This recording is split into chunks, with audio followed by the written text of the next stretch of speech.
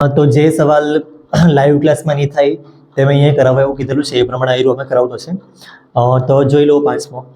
અને કઈ એક્સરસાઇઝ ને કઈ બધી વસ્તુ બધું કદાચ કહેવાની જરૂર નહીં મળે, કેમ કે યુટ્યુબ પર ટાઇટલમાં અને થંબનેલમાં બી લખેલું જ છે મેં, એટલે એ બધી વસ્તુ કદાચ કહેવાની જરૂર નહીં મળે. તો બી ઠીક છે. આયરો શું છે 13.2 એનો 5મો સવાલ જોઈ લો નહીં.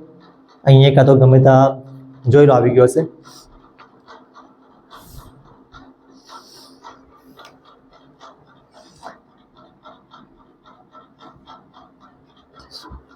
જોયું છે.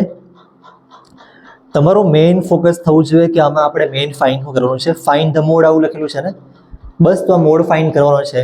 ક્લાસમાં લખ્યું છે રન એટલે કોને કેટલા રન મારેલા છે, અને નંબર ઓફ બેટ્સમેન બી લખ્યું છે ફ્રીક્વન્સીમાં, તો કેટલા બેટ્સમેને આટલા રન માર્યા છે એવું કંઈક છે. આપણું મેઇન ફોકસ મોડ ફાઇન કરવાનું છે ને, તો મોડ ફાઇન કરવા સારું શું જોઈએ, મેક્સિમમ ફ્રીક્વન્સી કયા ક્લાસમાં છે, મેક્સિમમ ફ્રીક્વન્સી વાળો ક્લાસ મેં અહીંયા લખી દઉં. તો ક્લાસ મેં કેવી રીતના લખું, મારે જેટલું જરૂર પડે એટલું જ મેં લખી લઉં, આવી રીતે લખું. ચાલ ટેક્સ્ટબુકમાં જેવી રીતના લખ્યું છે એવી રીતના લખું મેં. ટેક્સ્ટબુકમાં એવા લખ્યું છે 4, 18 અને 9, અને મેક્સિમમ ફ્રીક્વન્સી આયરવા છે 18. એના કરતાં તો વધારે કોઈ મોટો નંબર મળે નહીં. તો 18 તમારે લખવાનો, કેમ કે આયરવા F1 કહેવાય, આયરવા F0 કહેવાય ને આયરવા F2 કહેવાય. અને 18 વાળો ક્લાસ મેક્સિમમ ફ્રીક્વન્સી વાળો ક્લાસ કયો છે 4000 થી 5000. તો એ લખી દઉં મેં. તો એમાં આયરિયા વેલ્યુ L ની, અને H એટલે આમાં ડિફરન્સ કેટલાનો છે 4000 થી 5000, 1000નો ડિફરન્સ છે. તો આયરવા છે. તો આખું ટેબલ લખવાની જરૂર નહીં મળે. બહુ બધા લોકો આખું ટેબલ લખી મૂકે, પણ તમારે જોવાનું ને, મોડ ફાઇન કરવાનું છે ખાલી. મોડ ફાઇન કરવાનું ફોર્મ્યુલા શું છે, આખું ટેબલ લખવાની જરૂર છે શું એમાં. મોડ ફાઇન કરવાનું ફોર્મ્યુલા આયરવા છે L plus F1 minus F0 upon 2F1 minus F0 minus F2. Formula 5 વાર લખવાની કે એવું કંઈ કરવાની જરૂર નહીં મળે. તમે ક્વેશ્ચન જેટલા પ્રેક્ટિસ કરો, સ્કૂલમાં કરો, ટ્યુશનમાં કરો, ટેસ્ટ સારું કરો, એક્ઝામ સારું કરો, તો થઈ જાય. પછી નહીં કરો ને તો પછી ઠીક છે ભાઈ, 5 વાર કે 10 વાર જે લખવા આપે લખો, બીજું.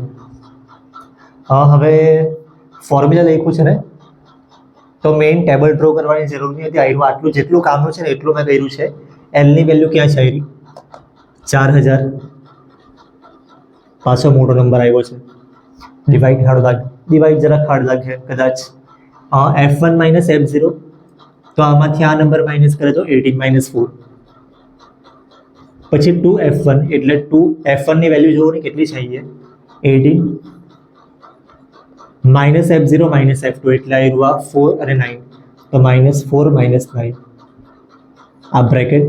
અને H ની વેલ્યુ ક્યાં ગઈ 1000. હવે આનું માઇનસ કરો તો આનું થોડુંક સિમ્પ્લિફાઈ કરી નાખું. તો આ 4000 તો એમ જ લખવાનું છે. પ્લસ બહુ બધા લોકો એક્ઝામ ટેસ્ટ ને એવું લે ને ત્યારે અહીંયા પ્લસ લખવાનું ભૂલી જાય, પ્લસ લખવાનું ભૂલી જાય, માર્ક્સ કાપવા પડે.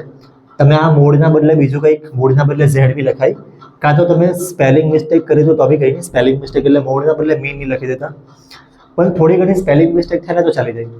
પણ તમે ભૂલથી તમે એમ કે આયરવા ટપકું પડી ગયું, ટપકું કદાચ દેખાતું નહીં, હા બોલપેનથી તમે કરે ને પેજ પર એ તો દેખાઈ જાય. પછી કે આ ખાલી સર ટપકું પડી ગયેલું છે ભૂલમાં, પણ માર્ક્સ કટ થઈ જાય ભાઈ. હા ને, તમારી સેલરી આવવાની હોય તમારા પપ્પાની 45,000, તમારા પપ્પાની સેલરી આવવાની હોય, ભૂલમાં કોઈ જગ્યાએ ટપકું પડી ગયું ને તો વાટ લાગી જાય પછી, સમજો.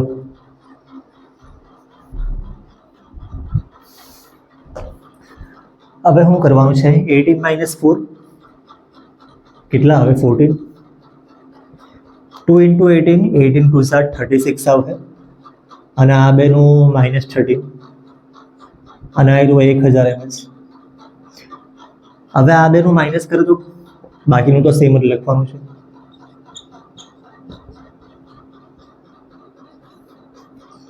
કેટલું આવે 6 માઇનસ 3 કરે તો 3 આવે, અને આ 3 માઇનસ 1 કરે તો 2 આવે 23, અને આ 1000.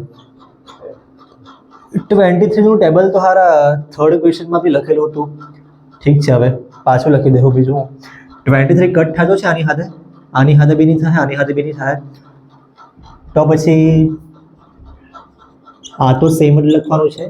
14 ને આનું મલ્ટીપ્લાય 14,000 આવે અને ડિવાઈડ બાય 23.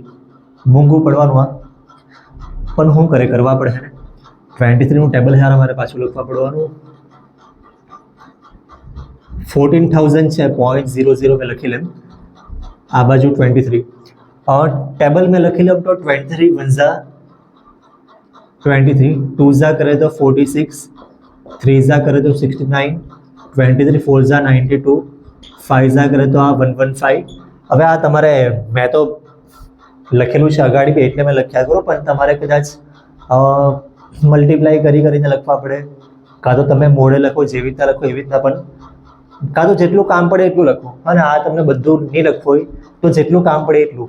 જેમ કે આ રૂઆ ડિવાઈડ કરવાની ટ્રાય કરું, મેં અડધું જ લખ્યું છે. ડિવાઈડ કરવાની ટ્રાય કરે તો શું થાય?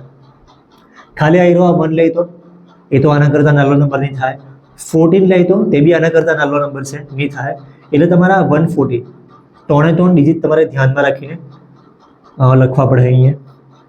તો 23ના ટેબલમાં 140 ક્યાં આવે એ તો મળે જ નહીં. તો હું હવે 23 6 આમાં 23 એડ કરો, મેં એવી રીતના લખું. આમાં 23 એડ કરે તો આમાં 8 આવશે ને અહીંયા 3 ને અહીંયા 1.